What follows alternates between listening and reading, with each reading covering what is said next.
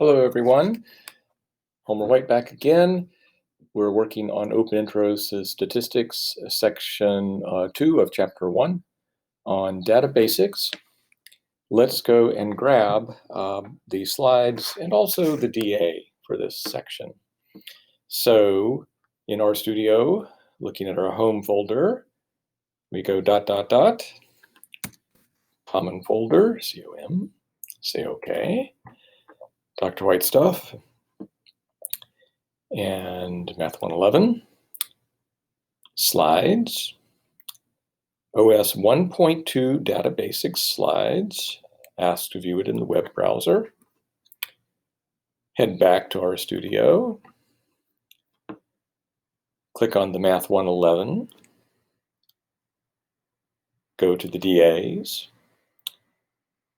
OS 1.2 Data Basics, and we want to save this one directly into our Submit folder back in our Home folder. So we say File, Save As. Got to look back in our homes with the ... We go ... and then twiddles, and OK. Head down to find the Submit folder, double click on it. So in blue, we're looking at Home Submit, so we know we're looking inside our Submit folder. We do not change that file name, we say save. Now we own that file, we can start changing it, and I'll be able to see the changes you make if you keep on saving them. So I'll go ahead and make my first change. I am replacing the your name here with my name. And get yourself into that habit, save a lot. So I'm saving right away. The little asterisk is no longer at the end of the .rmv. Okay, let's head back to the slides and start working with them. So, data basics. You're going to need the Open Intro and TigerStats packages. So if you haven't attached them, you should certainly already do so.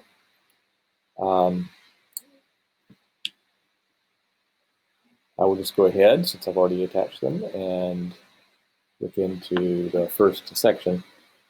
Data sets, data tables, data matrices, they're all names for the same kind of thing, this sort of two-dimensional row and column presentation of data that we have been seeing in previous sections. So what the book says is that a data matrix is a data set in row and column format. And we've met an example already, the Stint 365 data that we looked at in the case study. Today, let's just look at another one. It's the county data set, and I do prefer the term data set to data matrix. And I'll use it a lot instead of the book's data matrix term. County. So this is a data set that's available in the Open Intro package.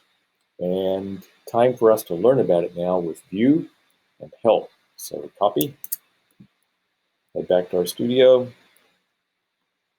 get our prompt at the blue prompt on the console, paste in those commands, run them, and we get to learn about this data set. Now, for some weird reason, there we go.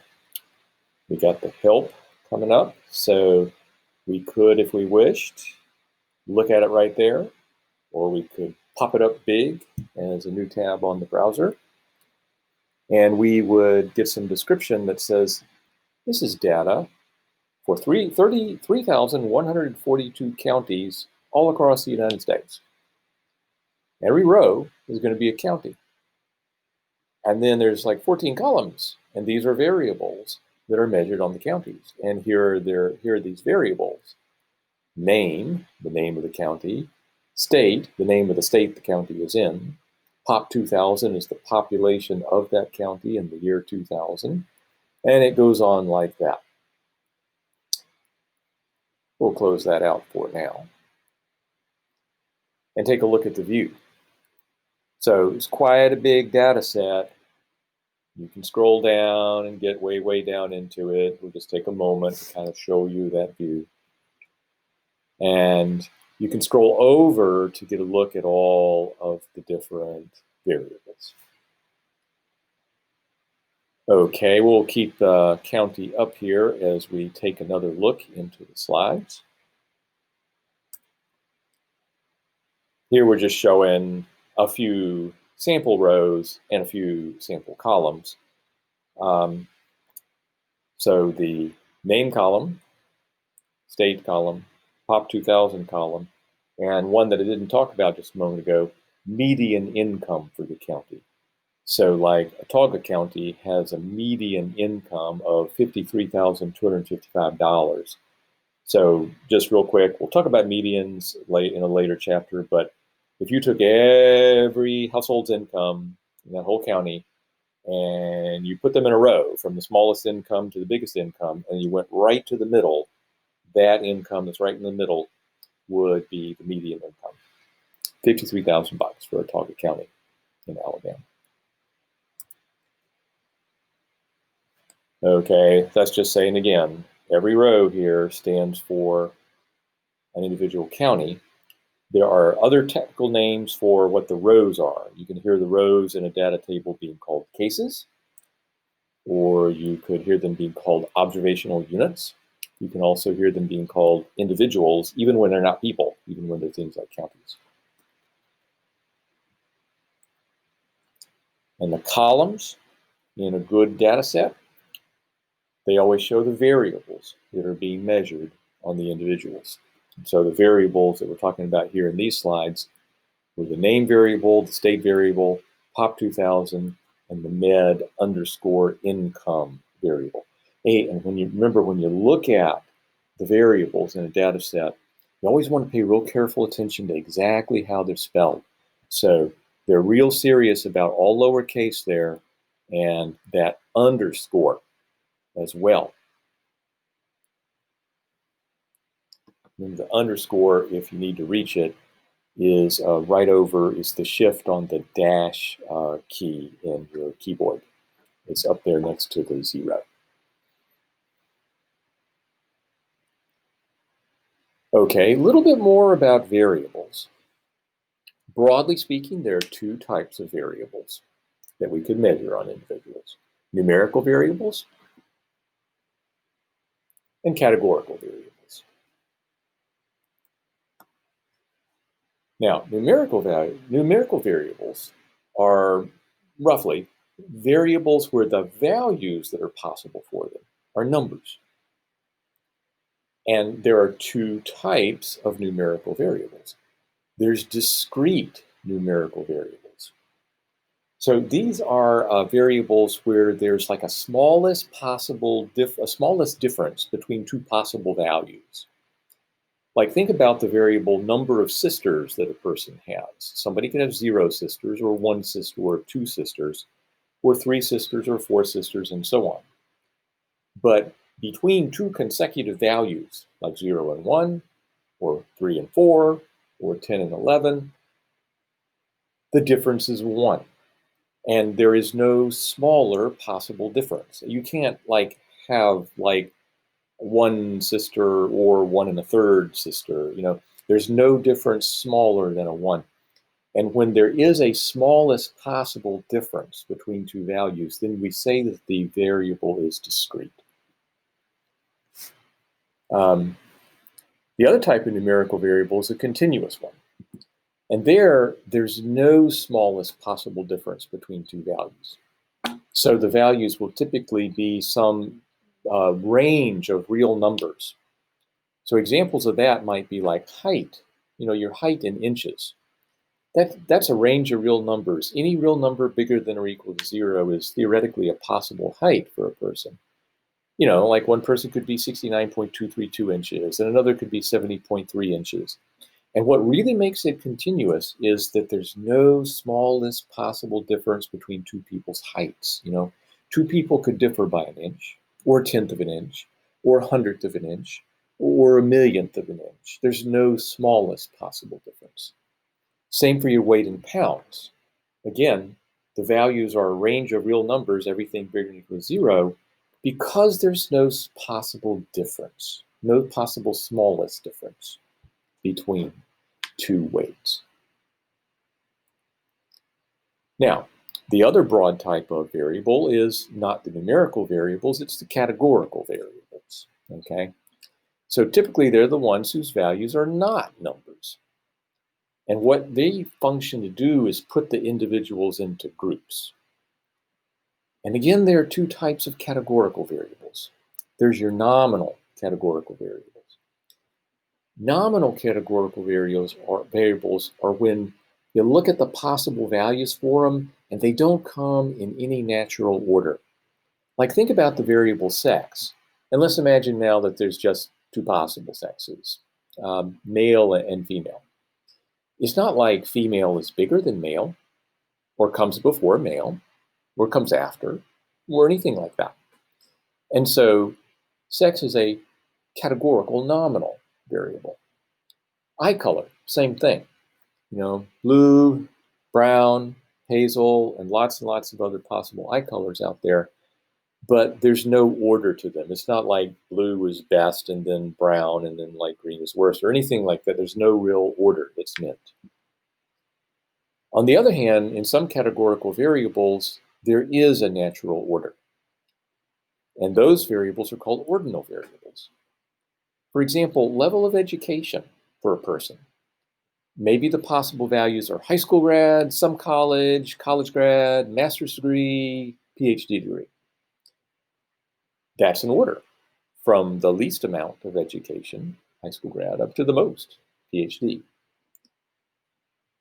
Or this variable here, how much do you like baseball? And suppose the possible answers are, I hate it, I'm neutral about it, I don't care one way or the other, or I love it. Again, that's an order, a natural order, and so we'd have an ordinal categorical variable. When you're classifying variables, and this is something you'll do a good bit in order to decide what kind of statistical analysis to do on them. When you're classifying those variables, there are going to be times when it's a little bit fuzzy how you should do the classification. You'll have to make some judgment calls. So think about like a variable, how much money you earn. Should this be considered a discrete numerical variable? I mean, the possible values are numbers. I would definitely say it's a numerical variable. But you say it's a discrete numerical variable because it's not just like any real number is possible. There's actually a smallest difference between 2 possible incomes, you know, and that's 1 cent if you're working in the US, and one other type of money unit if you're working in other countries. There's not like half cents and third cents and things like that. Another way of putting it is like a person can't earn $30,210.3965, you know, because that would involve earning fractional cents. And so the values are coming in a range of real numbers, so you could argue discrete. On the other hand, there are just so many possible values because, like, you know, 0 cents, 1 cent, all the way up to, you know, $1 billion is 100 times a billion cents. And if there's so many possible values to the variable, why not just imagine the values being any possible real number? Kind of like height, you know? Even though it's infinitely, even though there's like any real number is possible, we still only measure height to a certain, you know, precision. And yet we consider it to be a continuous numerical variable. So, you know, you could go either way with the variable how much money you earn. And so when you're thinking about this, like in a DA or on your own, don't get too stressed out when you have to make judgment calls. Just make a call and explain why you made the call the way you did. I'm not out there to get you on that.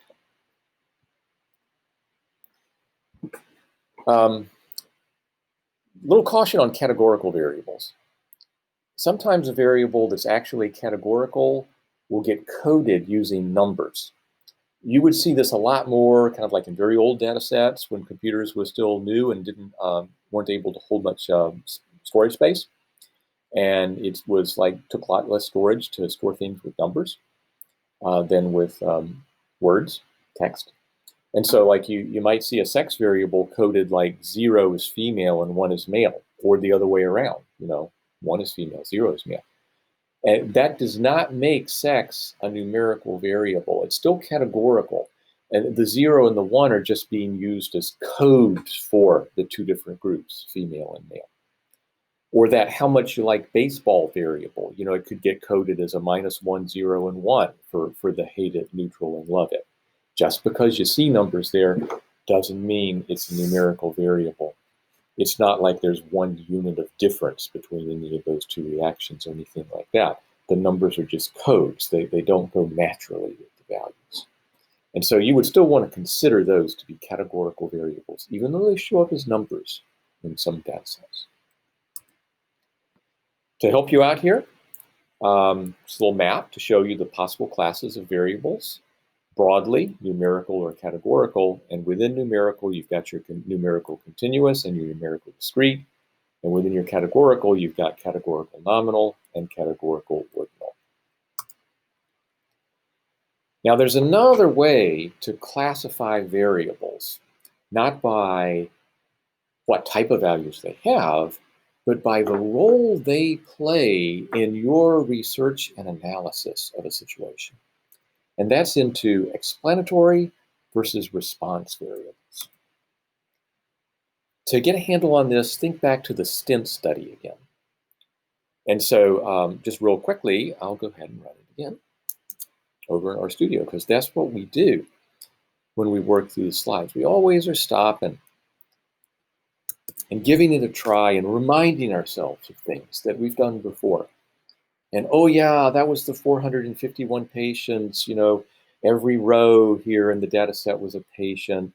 And the first variable group said whether they were in the treatment group or the control group, and the treatment group is the one that had the stents, and the outcome was whether they had the stroke or not. And if they didn't, it was like no event, I think was the value. You see that down here as you scroll down. So you always want to do that kind of review. And that's summarized here.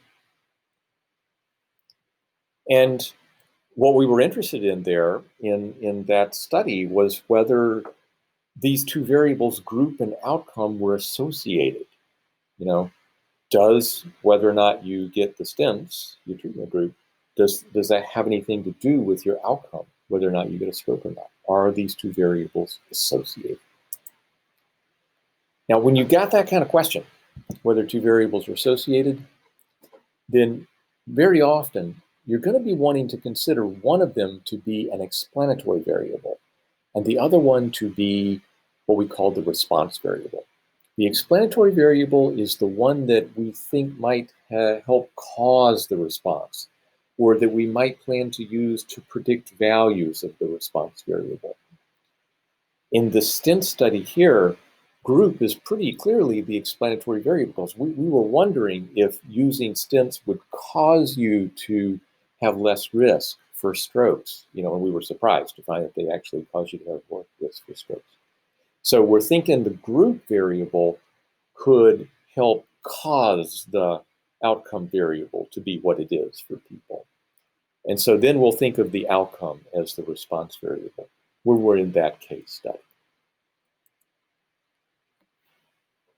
I want to talk a little bit more about this idea of association and a contrary idea, independence. So when two variables, x and y, are connected to each other in some way, that's how the book puts it, then they are said to be associated. Another term you'll see used is related. Another term you'll see used is dependent. It means the same thing as associated. When two variables, x and y, are associated, then if you know the value of x for an individual, you know the value of the x variable for an individual, that's going to give you a little light and tell you something about what the y variable might be. Not everything, maybe not, let you know completely what y would be, but give you something better than just a raw guess. So for example, in the stint study, group and outcome were associated. If you knew somebody was getting a stent, then your estimate of their chances of getting a stroke actually would go up. Remember, it'd be like 20% versus knowing that they had no stent when it was back down to 12%. So knowing one tells you a little about the other. That's association. Now, when two variables, x and y, are not connected to each other in that way, then they're said to be independent, or not related, or not associated. That's other ways to say it. And in that case, knowing the value of the x variable for somebody is not going to tell you a thing more about the y variable than if you didn't know the x at all. So, for example, for college students, say you imagine you had data where every row was a college student, and you had two variables, hair color and choice of major for the student. I would guess that hair color and choice of major, they're probably going to be independent. Knowing like what the hair color for a person isn't really going to tell you a thing about what they might major in. You know, I could be wrong about that. You really probably should look at data. This is just me making an example. Now, when you're looking to see whether two variables are associated in an actual study, how you do your looking is going to depend on what type of variables they are. That's why it's going to be so important to be able to categorize variables as numerical or categorical. In the STEM study, the explanatory and the response variables were both categorical. You know, group, two values, treatment and control. Categorical, nominal. Outcome, two values. Stroke, no event. Categorical, nominal. When you've got these two categorical variables, the way you look for a relationship between the two of them is to use a two-way table, like we did, you know, and so we examined that table there. But if the explanatory and the response variables are both numerical, then you're going to look to see whether there's an association or a relationship in other ways. And one way is to make a scatter plot. So here's an example of a scatter plot. This is actually coming from the county data. In this scatter plot, every dot is a county in the United States. And the dots are placed so that the x-coordinate of the dot is the median income for the people in that county. And the y-coordinate for that dot is the percentage population change in the county from the year 2000 to the year 2010, like, by what percent of the population go up or down. And the dots are arranged in such a way that, they form this kind of cloud that, as you can see visually, it seems to rise as you move to the right. And I forced the computer, when I made this plot, to draw like the best straight line it could through all this data, and that line rises. And so what that's tending to tell you is that if the median income is high, like over here, then the percent population change tends to be high. I mean, it could be low, but it can also be quite high. Whereas if the median income is low, like maybe over here, sure, the percent population can vary, like I'm going up and down with my mouse, but it's still kind of like low compared to what it could be over here. So when your cloud rises to the right, we say there's a positive association between the two variables, median income and percent population change. Here's a case with negative association. Home ownership rate in the county, the percent of households in the county where they own where they're living. And on the y-axis, percent of housing units that are in the multi-unit structures. What percentage of the households or where people live in multi-unit structures like apartment buildings is what they're basically saying. And as you can see, the higher the home ownership rate is, the lower that percentage is. The cloud falls as you go to the right. So that's a negative association between those two variables. You're also just going to see scatter plots that look like a random cloud of points with no rise or fall to it at all. And that would be called no association or independent or no relationship between the two numerical variables. Now, just a little quick reminder at the end here. Just because two variables are associated or related or dependent, whatever word you use, that doesn't mean that one of them has to cause the other. We saw that before when we went over the DA in the STEM study. It's quite possible for two variables to go together, but neither one to cause the other. And we're often so interested in the cause question that we have to remind ourselves that association is not the same thing as causation. Well, that's it for now. You'll want to move into the DA, and as you do, be careful to work with the introductory material in the DA to learn about the data set that you're going to use, and just always take time to read the questions carefully as you work through. See you later.